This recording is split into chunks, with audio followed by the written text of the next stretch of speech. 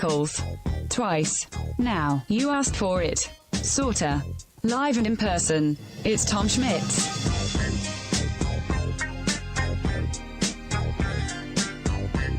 Welcome back to Ocala Talks with Tom Schmitz. Joe Martone putting names in the box. What might he be doing, you ask? Well, if you need to relax, it's only a drive away. We're talking about Miami Beach, Florida. Yes, that Miami Beach with its 7 miles of beaches, with its international cuisine, Miami Beach with its art and culture, and you could win a hotel stay in Miami Beach and a tank full of gas. But you can only win if you call. Give us your name and phone number. Just call 352-732-8000.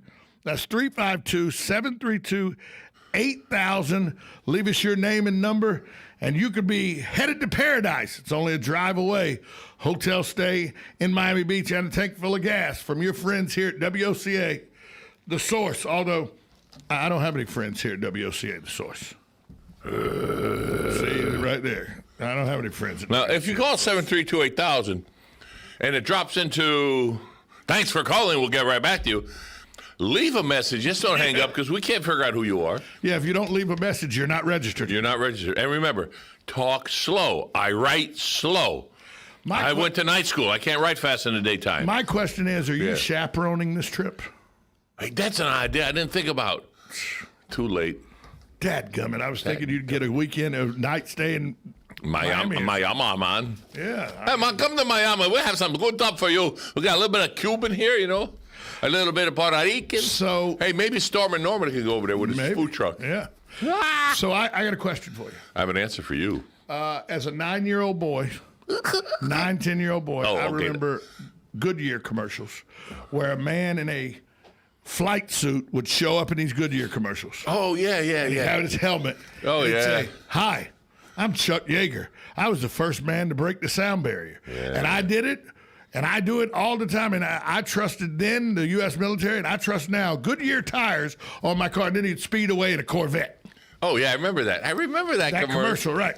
Chuck Yeager passed away. He passed away 97. 97. Yeah. But you, because you were a teenager and 18, 19 years old during Vietnam. 19. Chuck Yeager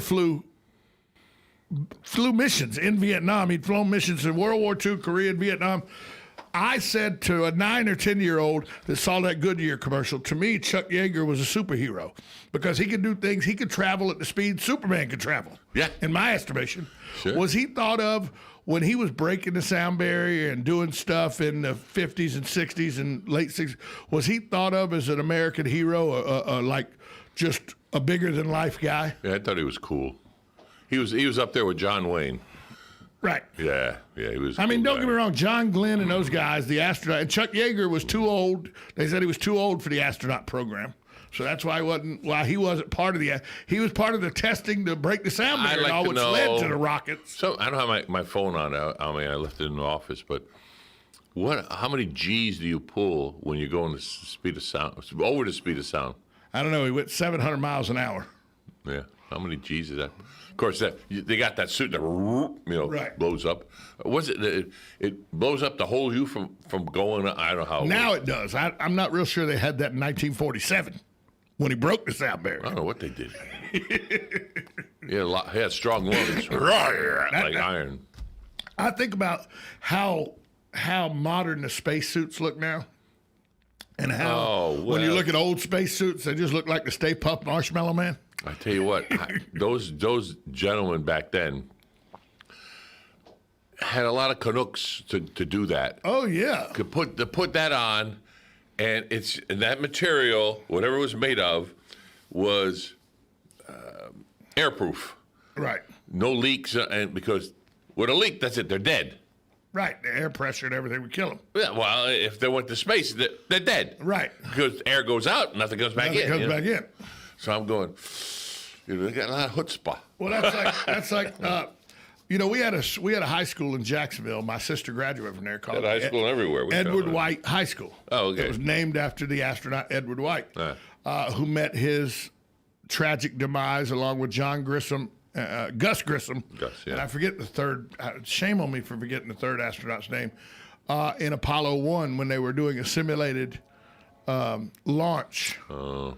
And they were killed on the launch pad when a fire went through the capsule and killed them. I remember that, yeah. The oxygen, liquid oxygen. Ignited, that's what you mean by these guys had a set on them, because they literally were laughing in the face of death because we didn't know anything. We first off, okay, we'll shoot you in the air. We don't know if we can get you back or not. Look at Challenger when they lost. Everybody lost their lives. January 28, 1986. All right, show off. Then Apollo 13. Yeah, Apollo 13, where they had the moonshot around. They had the slingshot around the moon to get back. Yeah, but what did they do? They did a Goldberg special, whatever that was, to put everything together and make it work. Putting everything together. They were using duct tape and bread ties to make it work. But it worked. Yeah, to make it. You know what amazes me? Can you imagine being here on Earth saying, "Well, if you do this, it might work." It worked. What amazes me is when they tell you that there's more computer in this smartphone than there was in the space capsule that landed on the moon. And that's something. And yet they were able to do it. And I know all the conspiracy theorists out there that say, oh, it never happened. It was a soundstage in Hollywood, and we've never been on the moon. The moon's a vacuum. The flag wouldn't fly in a vacuum. The flag doesn't fly. It's a stick that's holding it up, the banana brains. Look, don't help them out. You know what I mean? Somebody goes, well, why couldn't you see the stars? If you can see the stars from Earth, why couldn't you see them from the moon? Well, there's no atmosphere to fracture the light and everything, so it's a little different out there. You can still see the stars out there, can you not? I don't know. I've never been out there. That's a good question. But I know in this day and age of giving money to break news stories, that if there was anybody, and there were hundreds and hundreds of people working on this moon landing, the moon project, and they have families and everything. If there was any proof that it was faked, by now something would have come somebody in one of the families, to make a couple $1 million because they got the proof, would have made that money. Well, there was a movie out there that the three astronauts. The Right Stuff? No. It was just a scenario you just made, where it was shot on a soundstage and everything. They never made it up there, but they did shoot a rocket up. But on the way down, it had a malfunction. Right. And on the way down to having a malfunction, and the three astronauts are sitting in their rooms. Right, because how are they supposed to survive on this malfunction coming back? Well, yeah, the whole thing is they're sitting in their waiting rooms, and they looked at each other and said, they got to kill us. They've got to kill us. They've got to kill us. So the premise was this man was talking to his wife, supposedly from outer space, and he gave her clues. Remember when we went on vacation and it was a make-believe kind of thing? He was telling her that it was all make-believe, and the whole thing was there was three of them, and they went in three different directions to try to escape. I think one made it back alive. What movie is this? I can't think of it. I need to see this movie. Yeah, it's pretty good. It is pretty good. Sounds like a good movie. Who's married to Barbara Streisand? Nobody, I don't think. Yeah, his name starts with a B.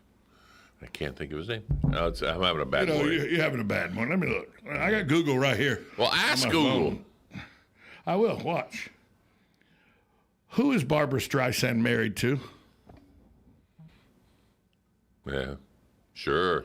Yeah, Google says it didn't. Oh, I know why I didn't say it. You didn't press the button, did you, Tom? I didn't have it turned on. Yeah, it's got to turn it on. Who is Barbara Streisand married to?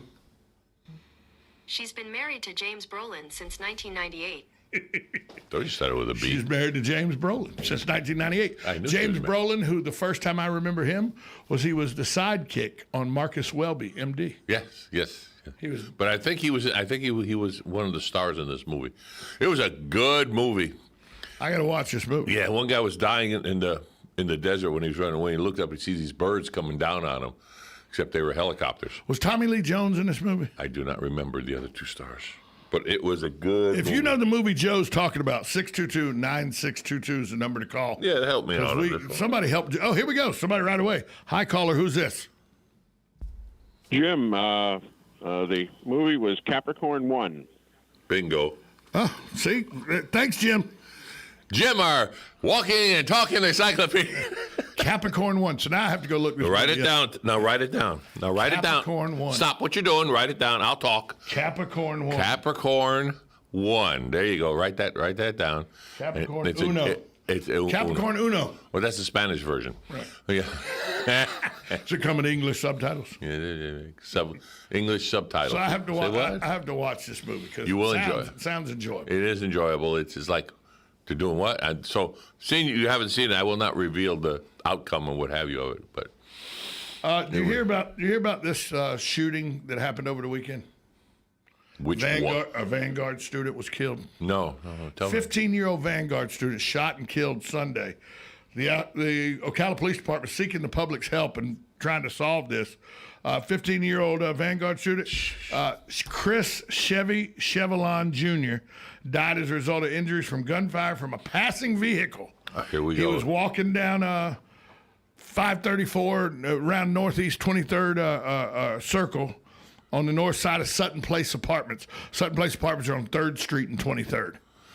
One of my good friends I'm literally totally lives next door. Okay, you know where the Staples Plaza is on the boulevard? Yes, thank The you. street directly behind that, 2nd Street. Go one okay. more block behind that, Yeah, I that's know where 3rd. that- Oh, okay. Sutton Place is almost directly behind Staples, Okay, I know where you are. but on 3rd. Yeah, one more They had more street down. Right, they had a drive-by shooting, and a 15-year-old was caught in the crossfire and killed. Oh, so they were Sunday shooting night. at somebody else, and he got in the Well, way? based on evidence and witness statements, an unknown vehicle with unknown occupants confronted Chevlon and his friends. They don't know why. OPD is investigating the circumstances surrounding the shooting. They're treating it as a homicide. But why this hits close home to me is up until April of this year, I lived literally within walking distance of where they're talking about. Oh, yeah. So is this gang related, or is The it? OPD hadn't said. They said they're asking the public to come forward with any information that could help solve the case. If you have any information, please call the OPD at 369-7000 is what they're asking you to do. 369-7000. They have that anonymous thing too. That anonymous hotline, Yeah, I guess. I presume? Crime Stoppers. Try and stop. We But don't have according to that. Kevin Christian, he's the director of public relations and multimedia for Marion County Schools. Yeah. He said Chevlon was a sophomore who played junior varsity football and was well liked by teachers and students. Well liked by teachers so much that teachers are having the toughest time with his death. So by all accounts, seems like a pretty good kid. Wrong place, wrong time. Well, he was confronted by this car. Him and his friends were confronted. Right. Now, by these people in why the car. did But they why? confront Yeah. him, I or don't know. were they confronting his friend, and then they went after his friend, That's and what- he said, that's "Wait a what minute, stop, bam." That's what OPD is investigating. So maybe Is what we'll led to the shooting. get some more information. Yeah, that's what they're saying is what led to the shooting. We don't know. So We don't know. Huh? That's just like I didn't know because I didn't check my email that Carol Ann Baldwin wouldn't be here this morning. well, someone did send you an email last Yeah, night. you did. I just don't check it. But it's lucky that I checked my email last night. Well, there is that. So yeah, the OPD just doesn't know they're still investigating this crime. But just another 15-year-old killed senselessly. Senselessly is the through word. gunfire. Gun control activists will say, well, yeah, because you need to take all the guns away. No, See, that no. gun was probably, I promise you, if they find out who did that, it's going to be an unregistered or stolen gun. It's not going to be a gun that was procured lawfully. Even if it was a gun procured lawfully, the gun didn't kill him. Somebody had to pull the trigger. There you go.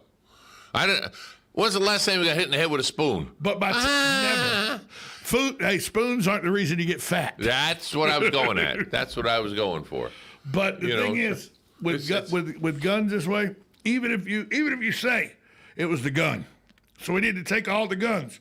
No. You're only going to take people that obey the law's guns. Hot diggity dog. People that don't obey the law, they're not giving up their gun. Oh, that's they right. have it illegal anyway. Tom, I like you say, 100% with you, Tom, because I'll tell you what, 100%. 100%, because when I go down the road and I go in these restaurants and I get this little symbol on there with a gun with a red stripe through it. No, you can't come in here with a gun because that little symbol says you can't come in with a gun. I'll tell you this right now. There's no criminal is going to say, oh, I better go back and put my gun in my car because that symbol's going there and it's telling me I can't put it on there. Well, I tell you what. Joe is trying to explain to you that criminals don't care what the law says. Well, that's what I said. That's what I said. It doesn't matter what it says on there. I'm going to do what I want because I'm a criminal. And no matter what you say, I don't care. And I hope that they're going to take your guns away because you're abiding law citizens now, and you're going to have your guns taken away. But not me, because I got mine on my side, and no one knows it that I got it until I use it. I like that you admit you're a criminal. I like that. That's good. I tell you. That's the way it's going to be. Well, I promise you, when you find out more about this young man that was senselessly killed on Sunday, it'll probably be with a gun that was stolen or... If they recover the gun. Right, if they recover it. But now, who knows how many hands that gun already went. Look what I did. It's yours. I don't want it. It's yours. Yeah. I don't. And down the line it goes. You're right about that. And it might surface. Well, if you have any information, 5 years. Yeah. If you have any information on that senseless killing, 369-7000 is the number to call. OPD or Crime Stoppers. So if you want to remain anonymous. Hey Joe, where were you? Do you remember? Sugar do you Pops. remember where you were? Or how you found out about the news that Mark David Chapman had shot John Lennon? Where was I? It happened on this day, December 8th. Right in front of his house. 1980, in front of his condominium. And it was announced on Monday Night Football. That's how the nation found out about it. Howard Cosell said. You know me in sports, so it wasn't how I found out about Howard it. Cosell, Frank Gifford. What year? Howard Cosell, What year? 1980. On the news, the radio news. That's how I found out. You probably saw it coming across the ticker or something at work. No, I wasn't working at that time. Or was I? I don't remember. But happened. That's and why is 1980. it we always have to know the middle name of assassins or serial killers? I don't know any of them. I try to forget them. Booth. That's the only one I John remember. William Gacy. No. Mark David Chapman, John Wilkes Booth, Lee Harvey Oswald, Well, all James right. Earl Ray. I know two of them. I don't No, you know James Earl Ray too. No, I don't. Yeah, the man that shot Martin Luther King Jr.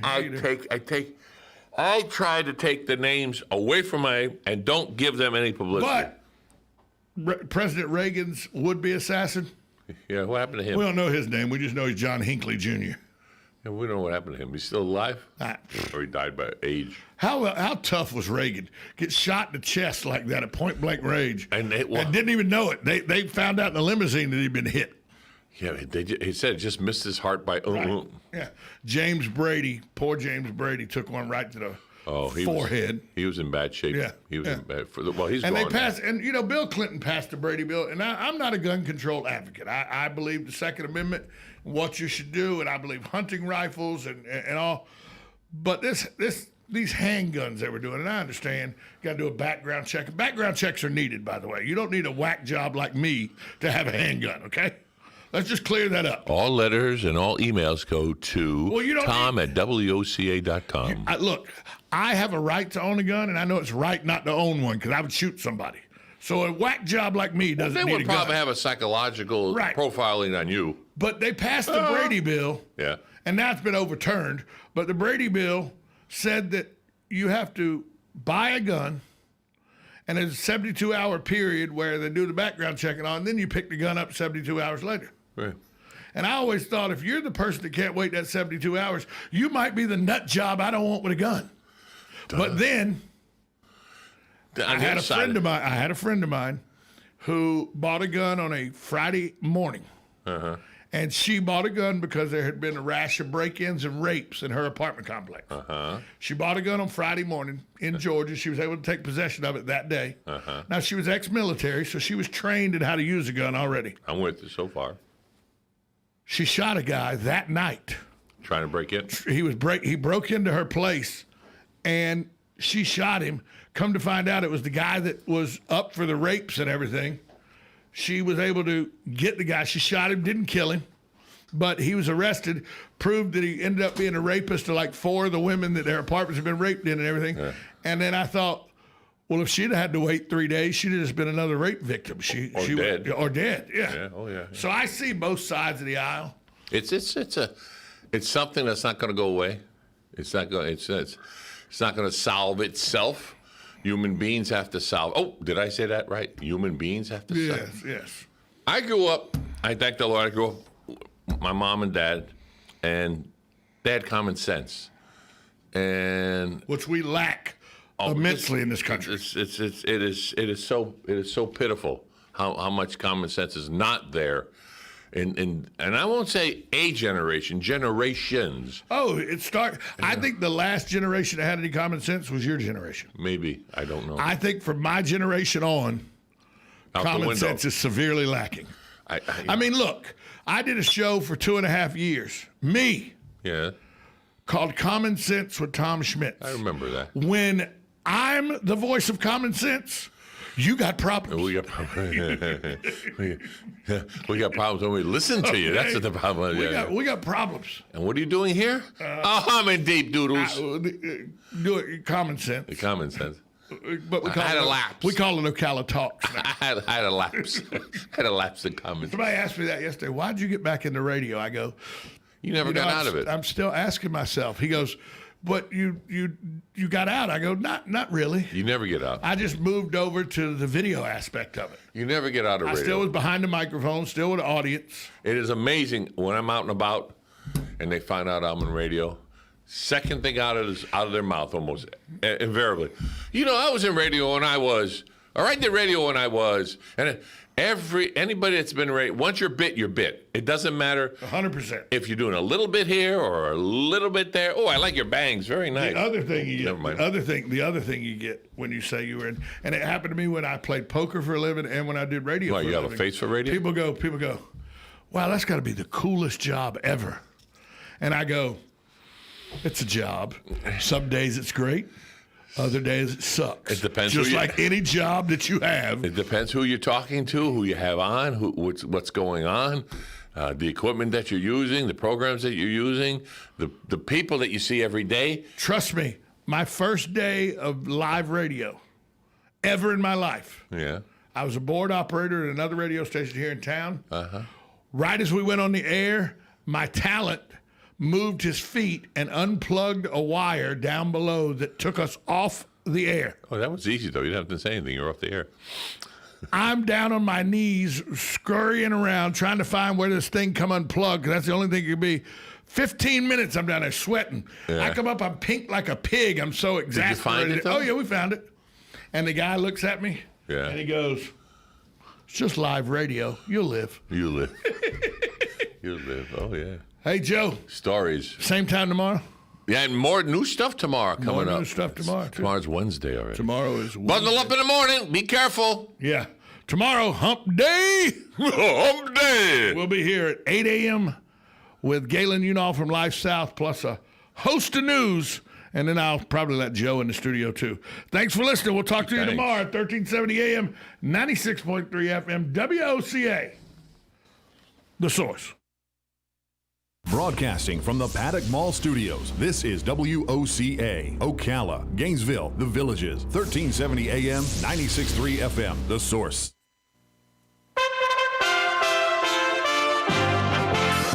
USA Radio News with Lance Pry. President Trump continues to push back, saying the 2020 election was rigged against him as his legal team continues to fight against election fraud. During an event at the White House Monday, he said the election was not only unfair to him, but to the American people. We will not bend, we will not break, we will not yield. We will never give in, we will never give up, and we will never back down. We will never, ever surrender. The president also called the election a disgrace to our country. It took barely a second. She rolled up her sleeve, and Britain's Margaret Keenan became on Tuesday the first person to receive the Pfizer vaccine shot outside of clinical trials, as the first mass immunization campaign in the United Kingdom begins. A rare Tuesday night football game tonight. The Dallas Cowboys will be in Baltimore and play the Ravens, 8:05 p.m. Eastern on Fox and the NFL Network. USA Radio News. Balance of Nature's fruits and vegetables in a capsule, changing the world one life at a time. I had begun to notice after 10 days with Balance of Nature, I felt better, more energetic, and believe me, for me, that's something because I have energy anyway, but as old as I am, that was really something to start really noticing. You know,